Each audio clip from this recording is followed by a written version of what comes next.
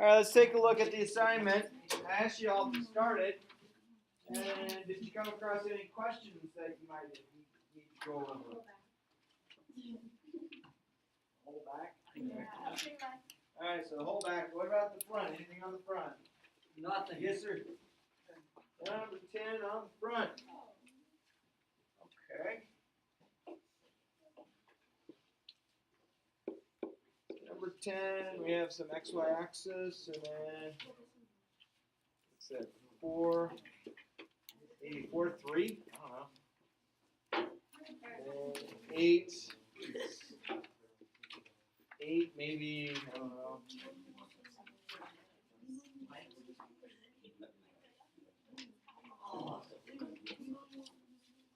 8, 10 maybe.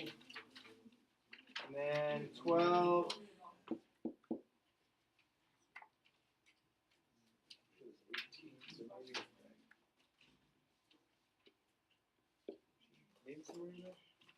I think that's about how they have it, right? Find the domain of the function represented by the graph. Determine whether the domain is discrete or continuous. Do I have to lift up my pencil each time that I draw a dot? No. No. Yes, you do. No. They're not no, you don't. It's a dot. Yes, he does. He's literally going straight. But he said every time I draw the dot. And Yeah, the that dot, I guess. Yeah. So you do have to. Thank you. Many of you listened. Some of you were like, no, I can draw dots all day long and never lift my pencil. It's called a line. No. I can do it. So this is discrete. How's it discrete? Because you're lifting your pencil. You're doing Dot. Lift up. Dot. Oh, just a dot. Just a dot. Wait, can you give us the domain? Yep.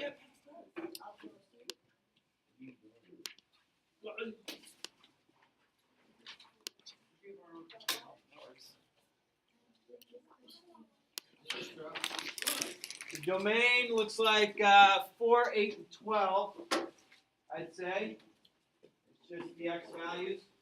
And the range is probably 3, I think it's 3, 10, and 14. Wow. Yeah. Are we okay on the front? Can we do 5, 3, yeah. Good ones, 5 through 8. So problem number 5 looks like this. Problem 6 looks like this. Problem 7 looks like this.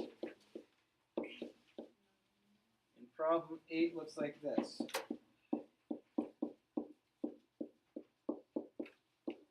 Alright, so let's go with the linear right away that we should be able to go to. So this is linear because you have an x and a y on either side. The x and y aren't being multiplied to each other. The x and y aren't being divided. And the x and y are underneath the square root. Yeah. You will have to divide x, right? No, not on this one. Just look how they're sitting. You have 4 times x. X and y aren't being divided. Okay. So on this one, same thing. X and y are kind of independent. They're not being multiplied together. They're not being divided. They're not under a square root. This one, because you have a radical, this is not linear. Okay?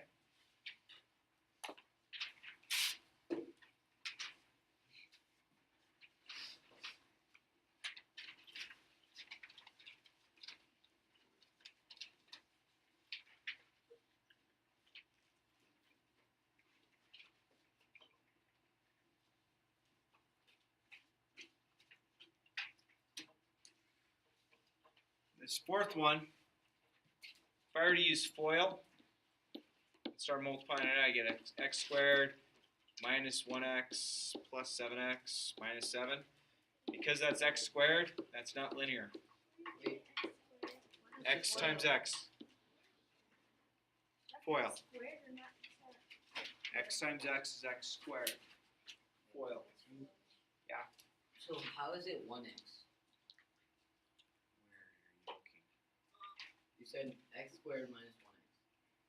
Okay, foiling is you can take the first, and then the inner and the outer get multiplied. So negative 1 times x, negative 1x, 7 times x is 7x times negative 7.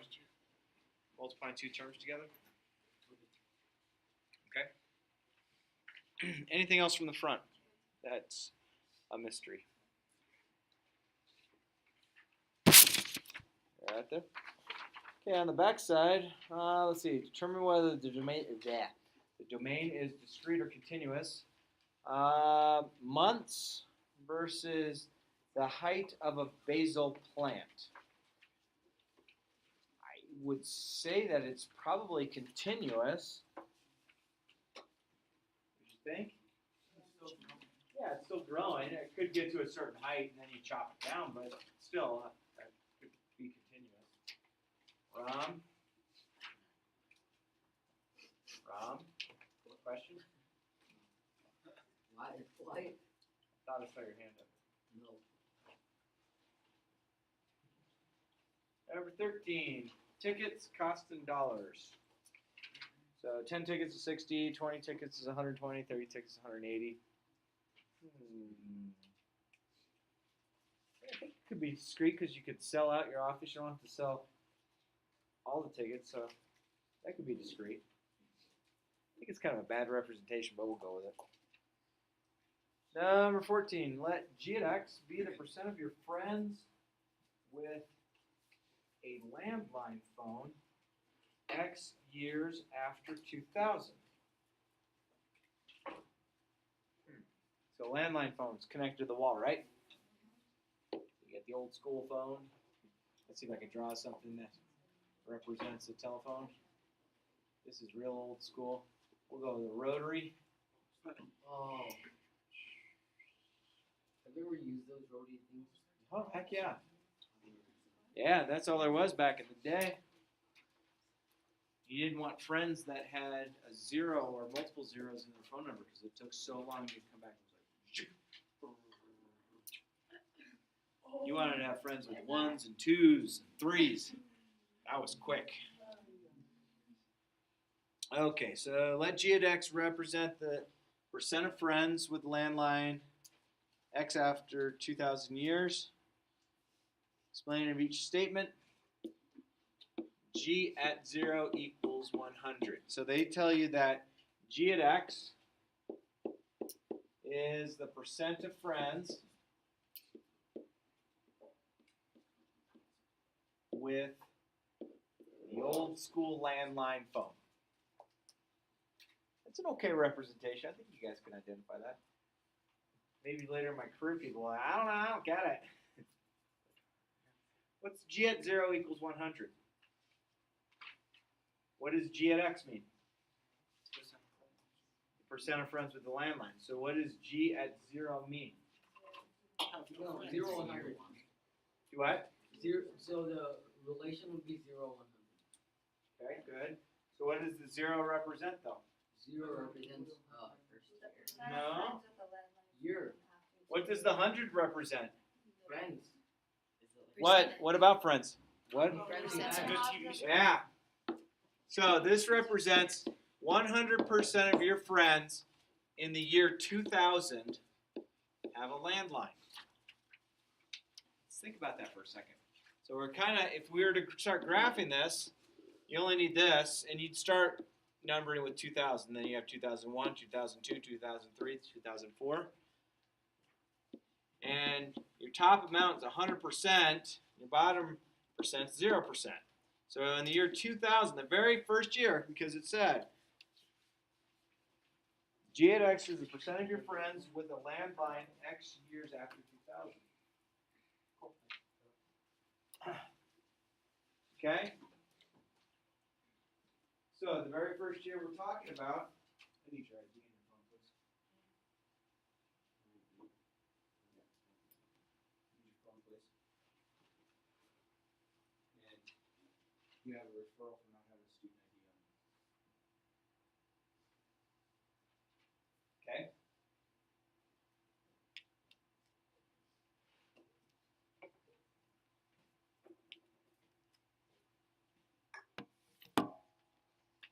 carry your student ID. It's part of Verifax. Got it? Thanks. So, the very first year is year 0, as far as the graph goes. Why don't we have this number, 0, and then count all the way up to 2000 for year 2000? Why do you think, Rob? Because we're not in 0 Yeah, we wouldn't even go back in time, right? Most of our friends weren't born way back when. We have some old friends. So, if G at 0 represents the year 2000, what about the statement G at 5? They say G at 5 is equal to G at 6. What does that mean? Yeah. From 2005 to 2006, like it was equal. Yeah, same percent. I mean, So, yeah, 50% of your friends had landline. So in 2005 and 2006, they happen to be, so 2001, 2, 3, 4, 5, and 6. I don't know what the number was, but let's say it's the exact same. It's level, equal. Okay? What does G at 10 mean? What year? 2010. 2010, and they say that's M. So M percent. So 2010 is some M percent. I don't know what it is, M percent. It's probably between 0 and 100, but I don't know exactly. And then the last one, G at 11 is greater than G at 12.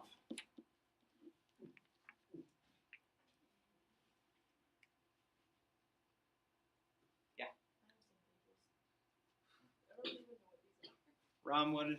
I don't know what it is. Did I hand out extra that one? I might have. Oh.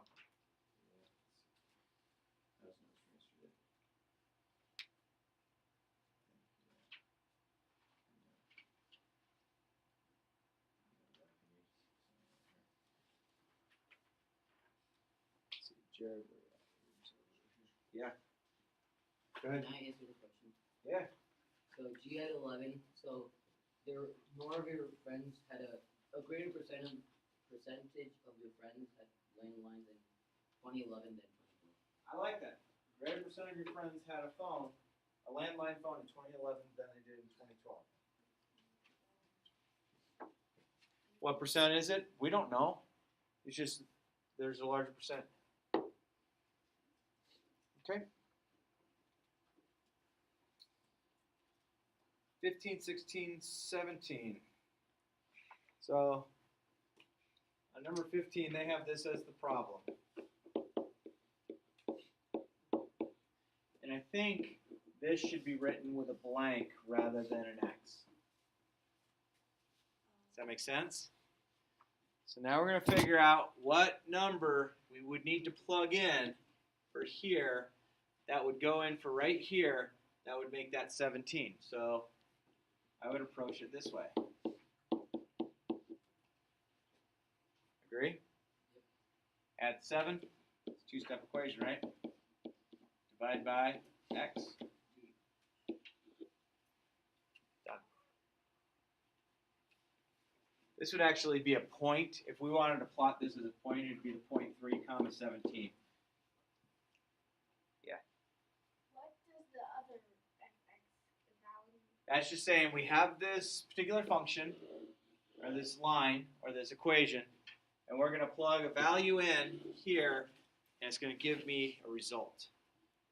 That is not, that's not going to be x plus 7.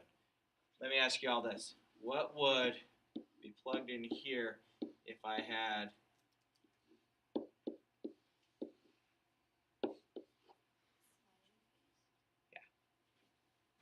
so this means a smiley face would have been plugged in here. Okay, what about if we had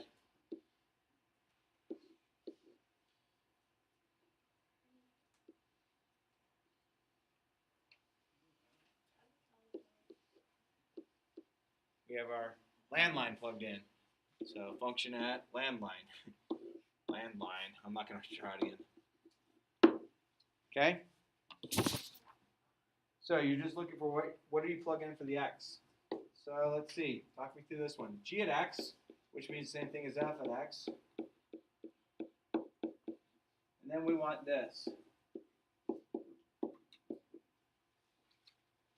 So we want to know what we're plugging in for our x, which goes here. It gets plugged in. And where there was some confusion yesterday is g and x being multiplied together in this case? No, we're saying the function at x is taking place. So the function on the x-axis is giving us a y component. So I'm going to figure out what goes there. So I have negative 4x plus 7 equals 27. I'm going to subtract 7 from both sides. I'm going to divide each side by negative 4 to get negative 5. So what goes right here? What goes there? There you go. And this gives me the point negative 5 comma 27 if you wanted to look at a point. Yeah. So the other equation is just figuring out the other point, or helping figure out the other point. Yeah, I think it's a misprint. I think it needs to be a blank like I have it. But that's something we'll take care of in later years. Alright. This one, f of x is equal to 1/3 x minus 1. F of blank is equal to 9.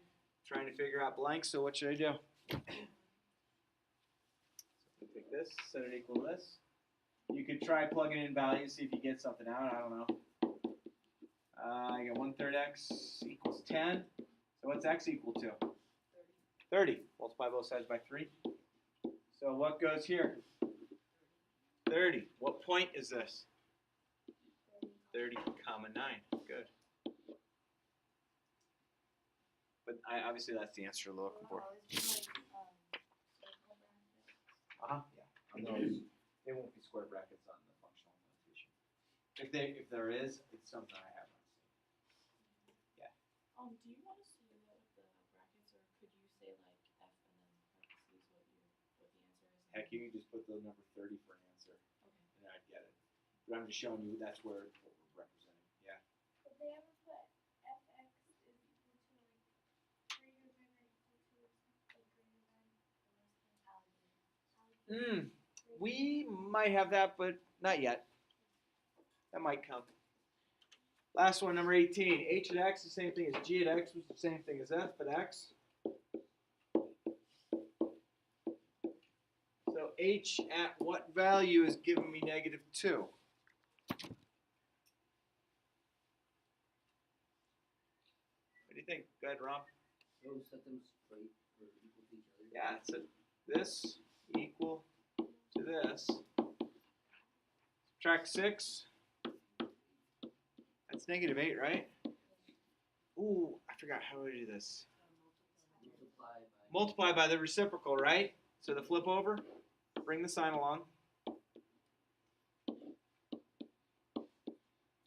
So positive 3 goes there, that's all canceled. X equals negative times negative is positive.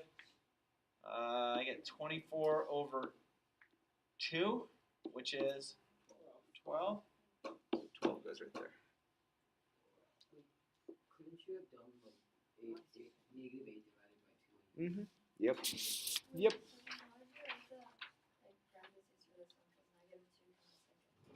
Oh, well, this just means if I were to write the ordered pair as a point, that's a point. It's not that. That's a big downfall in math where we use, where does our domain work? It's goofy. All right.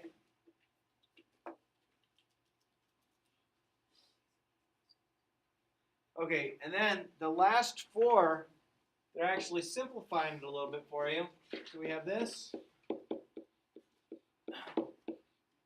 And they want us to do this. What do you think? Before I was setting them equal to each other, but what does it appear that I'm going to do now?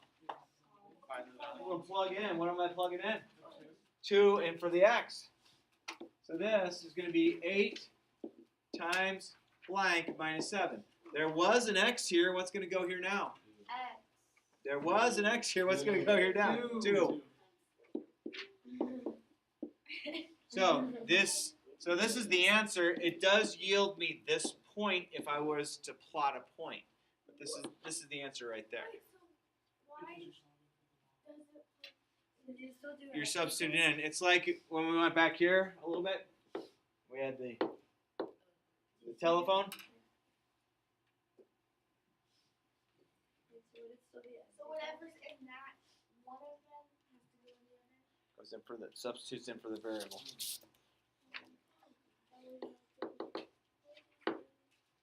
All right. Number 20, g at x, which is the same thing as f at x.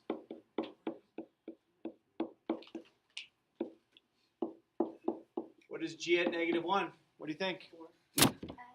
So I'm going to have -4. There was an x right here. What's going to go there, though? -1. So that's 4 plus 7, which is 11. That's my answer. I'm done. If I wanted to make it as an ordered pair to show a point, it'd be -1, comma 11. You still do x equals 11. Do what? Do x equals 11. Well, it's actually this. G at -1 is equal to 11.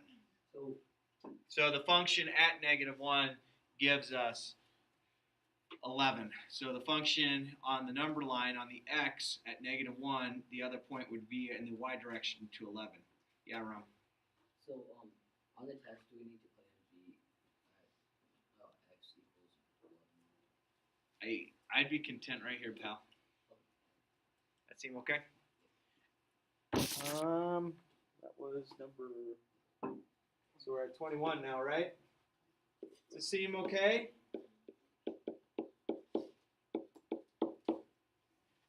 We want the function at 0.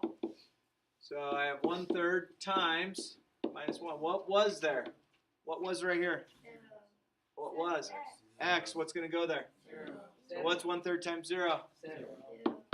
So I get -1. Where there's like an equation on both sides of that equation. That was good. F is x. Good.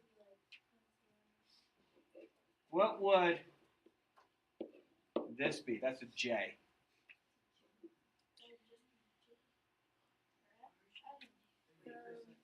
Huh? It replaces X, so I have 1/3 J minus 1. What if I had F at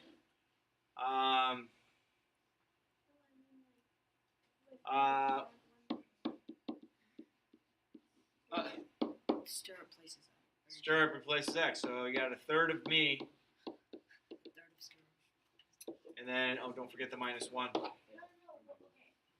For the stirrup, what if you put after that, like, More after it. yeah. We'll get there. We'll get there. You're okay. All right. 22. Last one. Yes, you plug me into a function.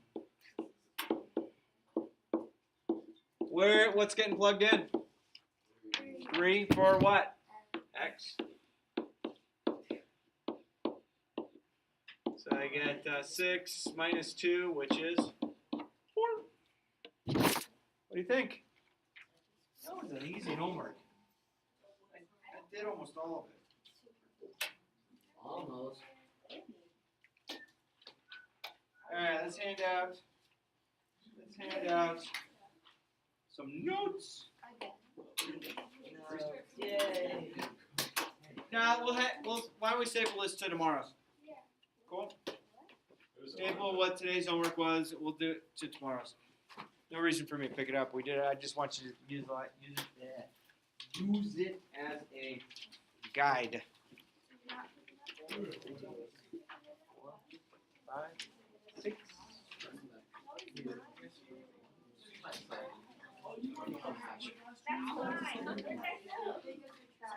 You just threw on the ground.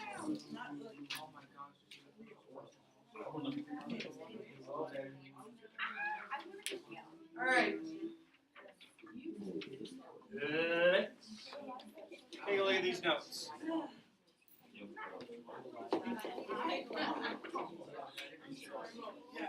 Okay. Okay, Okay, graphing linear functions, number 4A. Graphing linear functions in standard form. Perfect smiley face up there. Love it. I should put a frowny face. All right, so standard form. Standard form is ax plus by equals c. Okay? We're going to go over it. Okay, so we already know a lot about how to graph lines. The next few sections we review methods we have already learned, okay? So there is some ways that you guys already know how to plot points. Okay, you've learned that a while back. You've also learned how to connect the dots or how to somewhat try to interpolate or extrapolate your line by just a couple points being drawn. Okay? So, standard form looks like this, where A, B, and C represent numbers. A, B, and C are not fractions. A, B, and C are numbers. A, B, and C can be negatives, but A, B, and C are numbers. If you just have x, what number's in front of x? Y-intercept. If you had x plus y equals 7, what number is in front of x? What number is in front of y? 1. Good. If it was a 0, it would make it go bye-bye. So, let's take a look. So, if you do standard form graphing, you can find where it crosses the x-axis and the y-axis very easily. And I'm gonna refer to it as something called the cover method. The cover method finds us where it crosses the x-axis and where it crosses the y-axis. And it's pretty quick and easy. So the x-intercept is at the point x comma 0. So it doesn't go anywhere in the y direction. The y-intercept is at 0 comma y, so it's not going anywhere in the y direction. Okay? Can I move on? I think on yours you have little lines drawn. So here's the x-intercept, and here's the y-intercept. So in this case, that x-intercept appears to be the point 6 comma 0. The y-intercept appears to be the point 0 comma 3. Is that okay? Make sense? Well, I have a question. Okay. So when just kidding. Cool.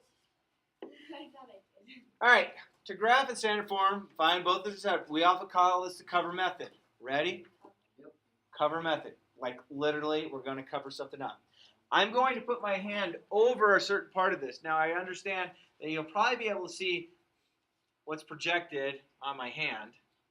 Okay? I get it. But if I want to find where it crosses the x-axis, I'm going to cover this portion up right here. So I get 2x equals 12. 2x equals 12. So what times 2 gives me 12? 6. So x is 6. Oh, that's smart. What do you do about the I did. So that's that point. Watch this. Ready? Ready? Ready? So now I'm going to do the cover method here. 4y equals 12. So 4 times what number gives me 12? 3. 3. So that's the point 0, 3. Yeah, why do you just cover it up? Okay, well, let's think about what's really happening here. Let's think about what's really happening. If I were to take the x-intercept, what am I plugging in for y? If I want the x-intercept, what do I plug in for y? 0, so that means it's gone. So I'm going to cover it up. And the y-intercept, what do I plug in for x? 0. So I plug that over. So that's basically 4 times 0 is 0. So that's gone now. Or 2 times x. Or 2 times 0. I see. So then if you were to do this, you could say, oh, now I can connect the dots to each other. Do the best you can to make a straight line. Government both, go through both. By definition, 2 points define one line. Only one line and no other line. There's exactly one line that goes through 2 points. Okay? And that's something in geometry you'll learn about. All right. So cover method here. Ready? I want to figure out where it crosses x. So I'm going to cover up the y. So 5x equals 10. So what x equals? 2. So that's the point. What's that point? 2, 0? Negative y equals 10. So what's y equal to? Y equals Negative 10. Negative 10. There you go. And that's the point. 0, negative 10. Connect the dots. Oh, it's like Christmas. Yo, yo, yo. Wait, so would this be just Oh, these are continuous. all of them? Yeah. For now, yes. This is only one line. Okay, so the cover method finds you where it crosses the x-axis and the y-axis. If it's set up in standard form, where you have ax plus by equals c, that will allow the cover method to work for you very well. Okay? Now you have a special case. X equals 4. Yeah, straight line. X equals 4. So I count 1, 2, 3, 4. Comes right here. And this is a vertical line. It's a bus. This feels fun. Yeah, what's We learned one. It's a vertical line. Vertical line. So X equals a number is always a vertical line. And then Y equals a number is always to be a horizontal line. So first special case is this. Second special case is this. Y equals negative 3. So in the Y direction, you go down to negative 3. And you draw a horizontal line. So these are pretty easy because you don't have to graph them. You just count the direction of the X or the direction of the Y, depending upon what you got.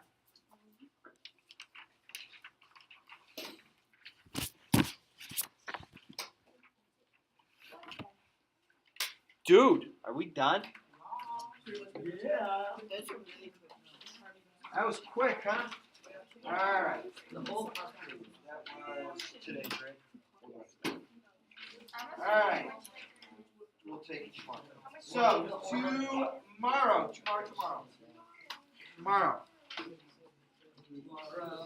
Tomorrow's Thursday, right? Wait, tomorrow's already Thursday? Uh, Oh, yeah, because. Okay, so, listen, tomorrow I will collect page 71, 72, which was what we just completed today, right? That would have been what I wanted you to start on last night. But then, for tonight, so this will be attached to it, for tonight, I would like you to do worksheet number 4A, which is page 73 and page 74. And this all has to do with the graphing of the cover method. So sometimes special cases, so X equals is vertical, Y equals is horizontal. But the cover method will work really well. If you use the cover method, just you have to remember, whatever you're covering is your zero value. So if you cover the X, your X value is 0. If you cover the Y, your Y value is. So if you were to make the point, okay? You have some time. I'd say you can get a pretty good start on this. No? Well, that's a poor decision on your part.